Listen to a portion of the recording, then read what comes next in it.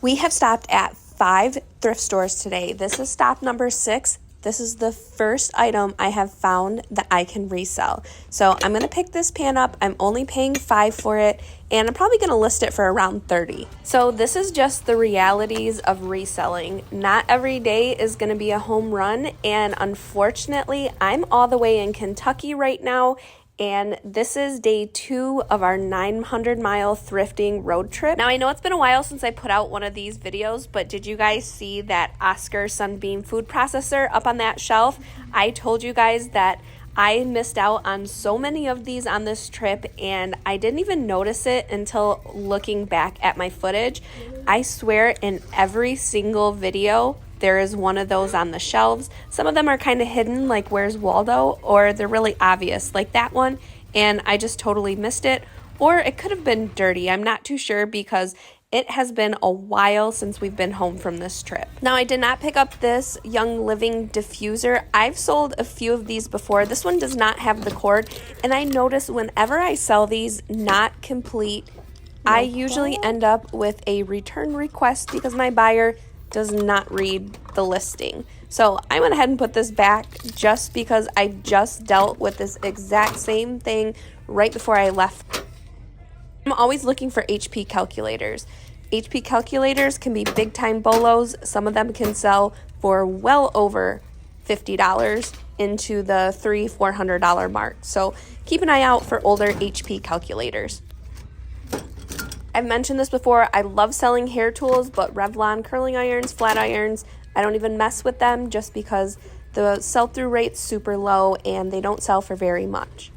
So right now we are in Lexington. We're not too far from the mall. I believe this is a Goodwill store. So I did look this up. I thought this could possibly be worth something, but it was broken. There were some missing pieces, so I didn't pick this up. So the comp I'm going to put up for you guys is for a broken one, and it was just not as broken as this one. This one had a ton of broken pieces, so I didn't pick it up. But definitely keep an eye out for these.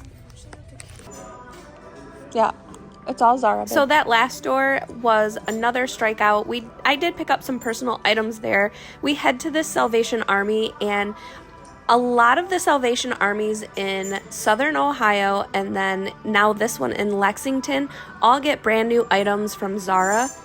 So after this, we are grabbing a snack and going to the escape room.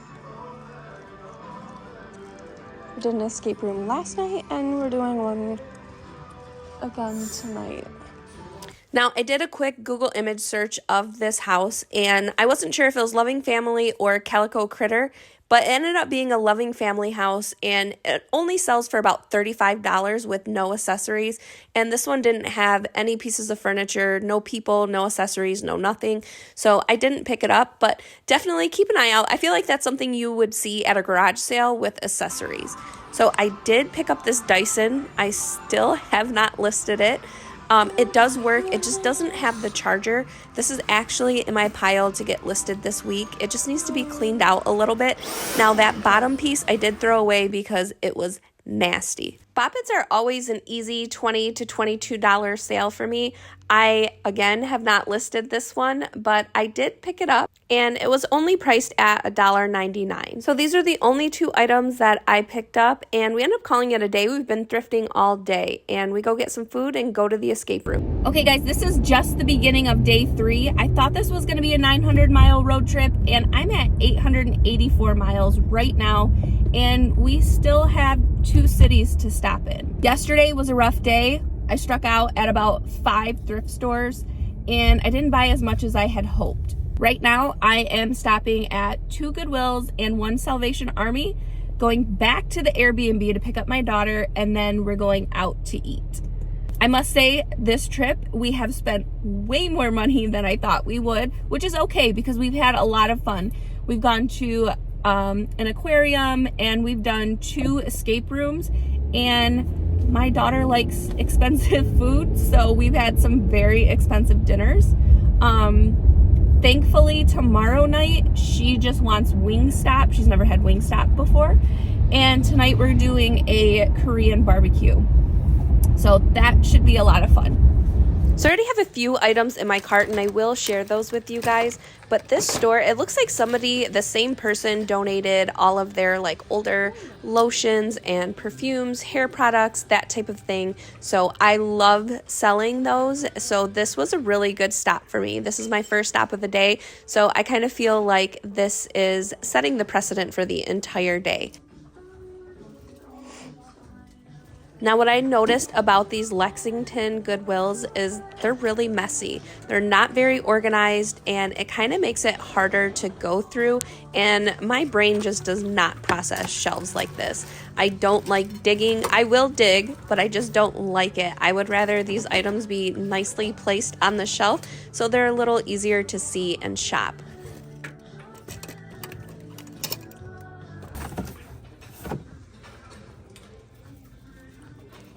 Now, I always get asked if I test any of these type of items in the store, and the answer is yes. For the most part, I will. I'll test them as much as I can. Of course, like a coffee maker, I don't have any water to see if they leak when I plug them in, but something like this, I'm always going to pick up.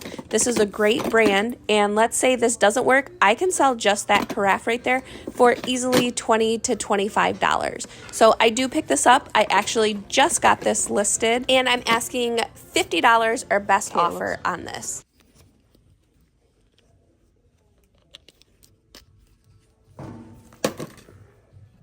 Whenever I see any Philosophy body creams, body wash, body sprays, I always pick them up. This was only 59 cents. I listed this that night and it actually sold a few weeks ago.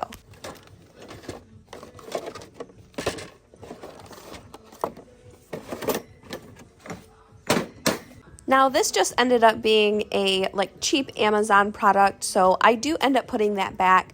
What I'm doing right now is just kind of going through all of these beauty products, putting stuff in my cart, and then deciding later on what I will and will not keep. I do look all of this stuff up because I just don't know off the top of my head all of these brands, what's discontinued and what isn't. So I do pick up this Victoria's Secret body spray. It is a retired scent and sells for around $35. So I will list this on Mercari just because there is a little bit missing from it. And it is priced at a whopping 59 cents. Now this item right here is not new, so I don't pick it up. I don't pick up a few of these face creams because they are used.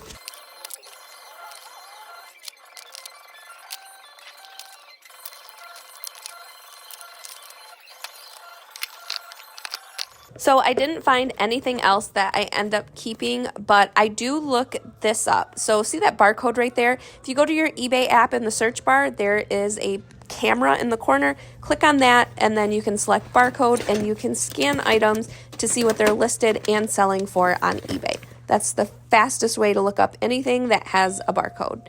It's not always that reliable because not everybody uses a barcode when they make their listing, uses a UPC code.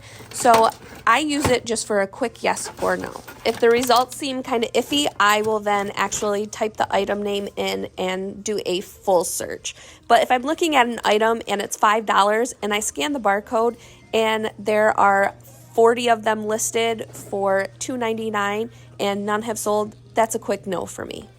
Or quite the opposite, if it's 59 cents and there are 3 listed for $45 and 3 have sold for $40, that's a quick yes, I'm gonna pick it up. So when I scanned the barcode on these denture creams, nothing came up at first. And then when I click over on sold, there were 40 sold. So this is definitely a bolo. I only paid 59 cents for each box of these. This is a Mr. Coffee iced tea pitcher, and I definitely would have picked this up had it not have been stained. These sell for between $20 and $30 all the time. Those are always a really quick sale for me. Now, when my girls were younger, we had a Kiwi subscription, and we would get little projects like these once a month. And I know that type of Christmas candle is very, very popular. So I'm hoping this is brand new because I'm going to assume that I should be able to resell this if this is new, if I can figure out how to open the box. So I do look it up and it's not worth picking up. If it was new, they sell for a little less than $20 since this one is $25 plus free shipping. when you look up comps, always make sure you're checking to see if free shipping is included or not. I've sold this Mr. Christmas set before in the past, so I can tell this one is broken. There is no power cord, and then the little hinges on the side are missing, so this won't be able to move up and down. I went ahead and put this back, and I will throw up a comp what these sell for if they are in working condition. In non-working condition, probably sell this for $20 to $25. And it'd probably be a very slow sale, so that is why I did not choose to pick those up. I ended up picking up my daughter after that stop, and now we are at another Goodwill in Lexington, and I did pick up this Kraft cheese grater and storage container. I paid 99 cents for it, and these sell for around $10 plus shipping. I've done really well selling small kitchen appliances over the years, so these are definitely items that I do not pass up on, and I will look them up. The TI-83 is usually the only calculator like this that I do good with. This one is not one that I'm willing to pick up, so I do look it up and double check, but it's not anything worth buying.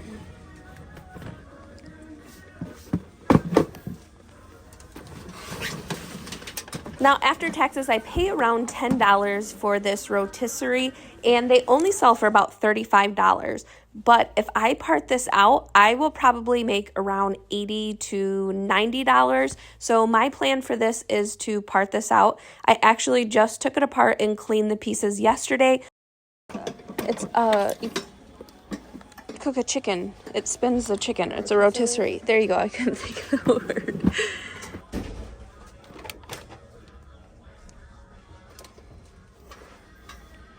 Ooh, this is a really good blender. Ooh. I've sold this one before, and if it doesn't work, I can sell just the bowl. So after checking comps for this video, I'm going to end my current listing and part this out and sell it in 2 different pieces instead of selling it as a complete blender, how I have it listed right now for only $38.99. So we check out and we head to another thrift store, and I can tell my daughter is getting a little sick of thrifting, so we have to find something fun to do after this stop.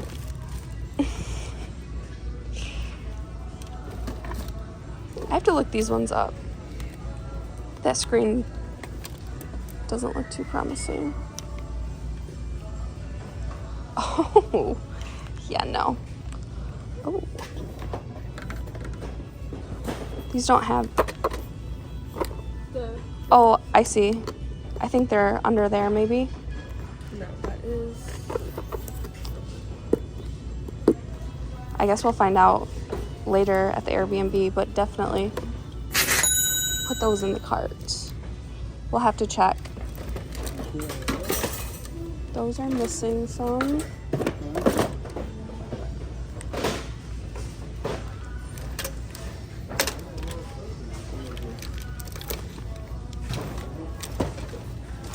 Oh my gosh, this stuff is like so jam-packed in here.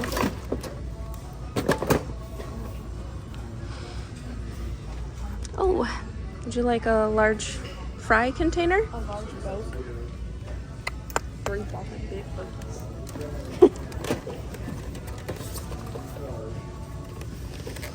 Okay, let me put this up here.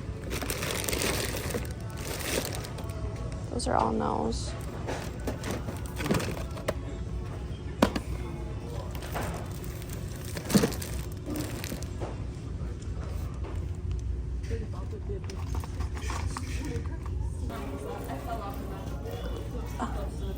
Oh my God, Ani. Check your phone real quick and see how close we are to Ulta. I'm bribing her with makeup to keep on thrifting for the day because we have so many more stores to stop at, and I can tell she does not want to stop at anymore. Kind of like how some parents bribe their kids with McDonald's to act right in a store. When they get older, you have to bribe them with Ulta. Givenchy perfumes. I just sold a bag like this. How much is it? 30. Oh my God, you're such a jerk. Okay,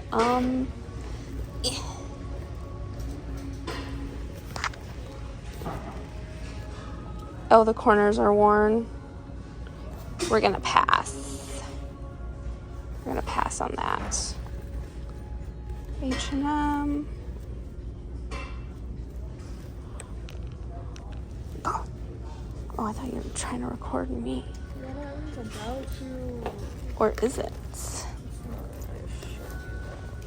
Thought you were trying to do me like how you did yesterday. Where I was just minding my own business and then you come and put your phone all in my face recording me. Definitely doing a voiceover. Why not? Like, why can't you just let people know the truth? Chops. Why can't you just let people know who you really are? You're thieving from the poor. Because they can't have their hot rollers now. It's all your fault. So that's all that I picked up at that thrift store. And then we go and tour Mary Todd Lincoln's childhood home, which was really interesting. The furniture was really cool and we had a lot of fun. So make sure you stay tuned for the next episode in this series. Hey guys, so that's where I'm going to end today's video. So there will be one more video in this series of our 1,600 mile road trip.